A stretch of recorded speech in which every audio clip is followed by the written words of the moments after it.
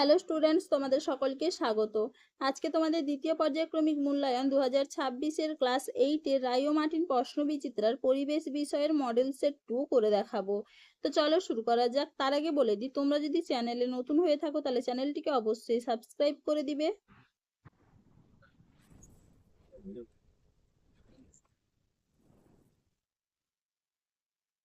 প্রথমে দেখে নিই একের দাগে। সঠিক উত্তরটি নির্বাচন করে লেখো। তাপ সঞ্চালনে কোন পদ্ধতির জন্য জড় মাধ্যমের প্রয়োজন হয় না? উত্তর হবে কি অপশন সি, বিকিরণ। পরে প্রশ্ন কি আছে? তরলের স্ফুটনাঙ্ক নিচের কোনটির উপর নির্ভর করে না? উত্তর হবে কি অপশন ডি, কোনোটি নয়। পরে প্রশ্ন কি আছে? CuCl2 প্লাস Fe সমান FeCl2 প্লাস Cu, এই বিক্রিয়ায় কোনটি জারিত হয়েছে? উত্তর হবে কি অপশন বি, Fe। পরে প্রশ্ন কি আছে? অনুঘটকের পৃষ্ঠতলের ক্ষেত্রফল বাড়ালে বিক্রিয়ার বেগ অপশন এ বাড়ে। পরে প্রশ্ন কি আছে? প্রদত্ত কোনটি মৃদু তড়িৎ বিশ্লেষ্য? উত্তর হবে কি অপশন বি, CH3COOH। পরে প্রশ্ন কি আছে? জলের তড়িৎ বিশ্লেষণে ক্যাথোডে উৎপন্ন গ্যাসটি হলো অপশন সি, H2। পরে প্রশ্ন কি আছে? কালাজ্বর একটি অপশন ডি আদ্য প্রাণী ঘটিত রোগ।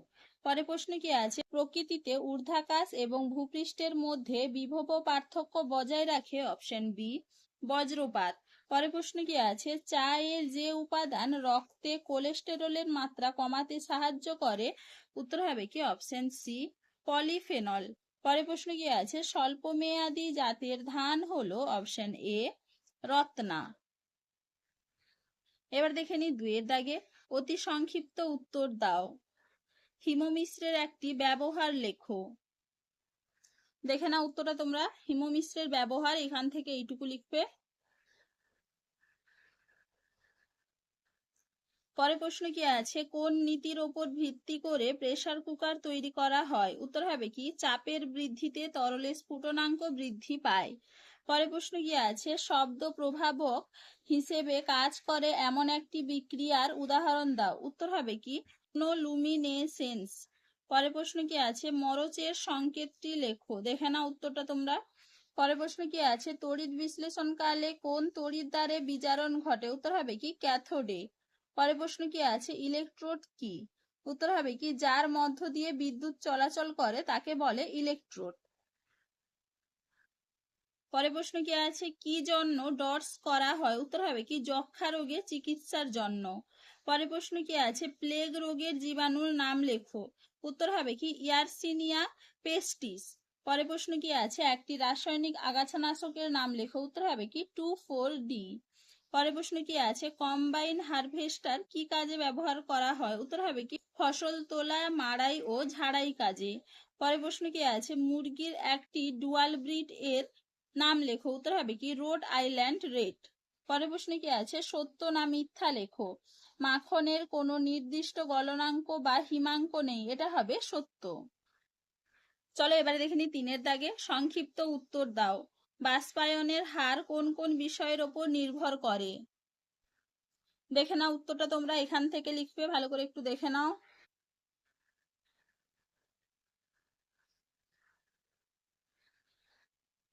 এইটুকু। পরে প্রশ্ন কি আছে? থার্মোফ্লাক্সে তাপ সঞ্চালনের উপায়গুলি কিভাবে আটকানো হয়? দেখে নাও উত্তরটা তোমরা এখান থেকে লিখবে। এইটুকু। পরে প্রশ্ন কি আছে? দেখাও যে রাসায়নিক বিক্রিয়াতে জারণ বিজারণ একই সঙ্গে ঘটে।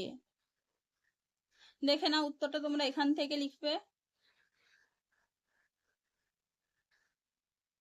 এইটুকু। পরে প্রশ্ন কি আছে? গ্যালভানাইজেশন প্রক্রিয়ায় ব্যবহৃত ক্যাথোড, অ্যানোড এবং তড়িৎ বিশ্লেষ্যের নাম লেখো। দেখে নাও। ক্যাথোড হবে লোহা বা ইস্পাতের বস্তু, অ্যানোড হবে বিশুদ্ধ দস্তা বা জিঙ্কের পাত, আর তড়িৎ বিশ্লেষ্য হবে জিঙ্ক সালফেট। পরের প্রশ্ন কি আছে? লোহায় মরচে নিবারণের উপায়গুলি লেখো। দেখে নাও উত্তরটা তোমরা এইখান থেকে এইটুকু লিখবে।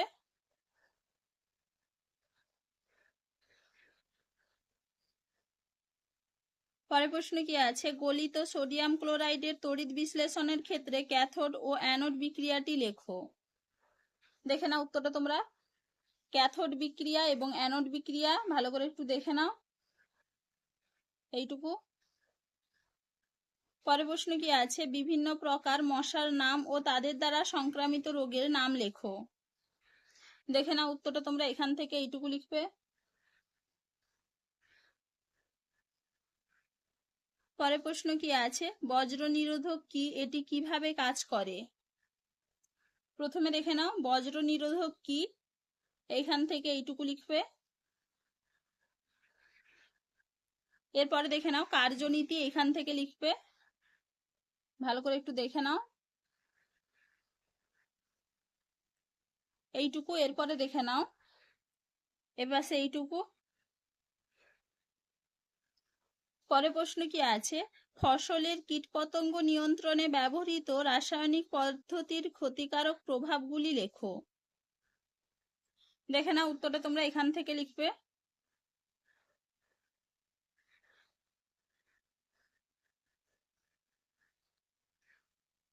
এইটুকু। পরে প্রশ্ন কি আছে, পরিচলন স্রোত কি। দেখে নাও উত্তরটা তোমরা পরিচলন স্রোত, এখান থেকে এইটুকু লিখবে।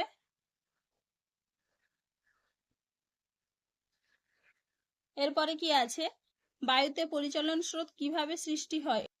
দেখে নাও উত্তরটা তোমরা একটু ভালো করে। পরে প্রশ্ন কি আছে, মাছের পুষ্টিগুণগুলি উল্লেখ করো। দেখে নাও উত্তরটা তোমরা মাছের পুষ্টিগুণ, এখান থেকে এইটুকু লিখবে। চলো আজকে এইটুকুই, দেখা হচ্ছে পরের ভিডিওতে। ভিডিওটি ভালো লাগলে লাইক করে দিবে এবং চ্যানেলটিকে অবশ্যই সাবস্ক্রাইব করে দিবে।